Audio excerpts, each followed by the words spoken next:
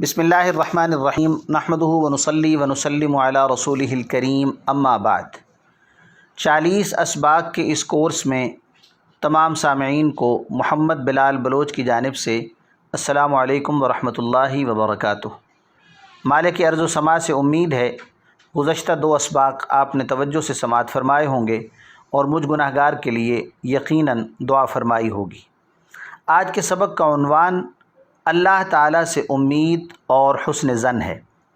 علماء مفسرین و محدثین فرماتے ہیں اللہ تعالیٰ کے خوف اور خشیت کے ساتھ ساتھ اس کی رحمت سے اپنے لیے بھلائی کی امید رکھنا بھی بہت عظیم عمل ہے۔ حضرت ابو ہریرہ رضی اللہ تعالیٰ عنہ روایت کرتے ہیں کہ حضرت صلی اللہ علیہ وسلم نے ارشاد فرمایا ان حسن الظن من حسن عبادت اللہ۔ ترمذی شریف میں یہ روایت موجود ہے، جس کا مفہوم ہے کہ اللہ تعالیٰ سے اچھا گمان رکھنا بھی اللہ تعالیٰ کی بہترین عبادت ہے۔ ایک حدیث قدسی میں حضرت صلی اللہ علیہ وآلہ وسلم کا فرمان عالی شان ہے، اللہ فرماتے ہیں کہ میرا بندہ مجھ سے جو گمان رکھتا ہے میں اس کے مطابق ہو جاتا ہوں، اور جہاں وہ مجھے یاد کرتا ہے میں اس کے ساتھ ہو جاتا ہوں۔ صحیح بخاری اور صحیح مسلم میں یہ روایت موجود ہے۔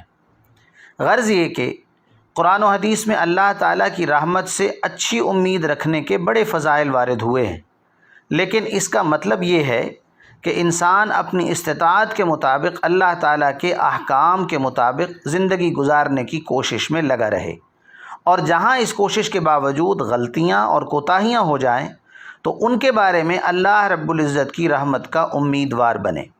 لیکن اگر کوئی شخص اپنی زندگی میں اللہ تعالیٰ کے احکامات سے بالکل غافل ہو کر اپنی اصلاح کی فکر نہ کرے اور اپنے آپ کو بے لگام نفسانی خواہشات کے پیچھے چلنے کے لیے آزاد چھوڑ دے، اور اس غفلت اور بے فکری کے باوجود یہ آرزو رکھے کہ خود بخود مغفرت ہو جائے گی، تو ایسے شخص کے بارے میں حدیث میں سخت مذمت بیان کی گئی ہے۔ درست طرز عمل یہ ہے، درست طریقہ یہ ہے کہ اپنی اصلاح کی فکر کے ساتھ انسان اللہ تعالیٰ کے خوف اور خشیت کا حسن ظن اور اس کی رحمت اور امید دونوں باتوں کو اس طرح جمع رکھے کہ اللہ رب العزت کا خوف بھی باقی رہے اور اللہ سے امید کی کیفیت بھی اس پر طاری رہے۔ مشہور صحابی رسول حضرت سیدنا انس رضی اللہ تعالیٰ عنہ روایت کرتے ہیں کہ حضرت صلی اللہ علیہ وآلہ وسلم ایک مرتبہ ایک نوجوان کے پاس تشریف لے گئے جو بستر مرگ پر تھا۔ آپ صلی اللہ علیہ وسلم نے اس نوجوان سے پوچھا کیا محسوس کرتے ہو؟ انہوں نے عرض کیا یا رسول اللہ، مجھے اللہ تعالیٰ سے بہت امید ہے، لیکن ساتھ ہی اپنے گناہوں کا ڈر بھی ہے۔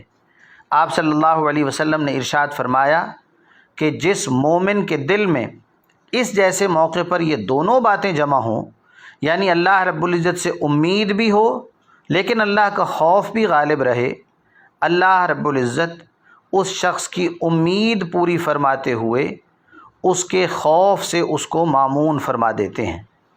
کل ملا کے خلاصہ یہ ہوا کہ اللہ وحدہ لا شریک سے معافی کی امید رکھنا بھی جزو ایمان ہے، لیکن اپنے گناہوں پر، اپنی خطاؤں پر شرمندگی اور اس پر ندامت بھی بے حد لازمی اور ضروری عمل ہے۔ مالک لم یزل سے درخواست ہے اللہ رب العزت اپنے فرمان کے مطابق میرے، آپ کے، پوری امت مسلمہ کے گناہوں کی بخشش فرمائیں، اور رب ہونے کے ناطے اپنا خوف میرے اور آپ کے دل میں قائم فرمائے۔ آج کے لیے یہیں تک۔ آپ کا مخلص محمد بلال بلوچ۔ السلام علیکم ورحمۃ اللہ وبرکاتہ۔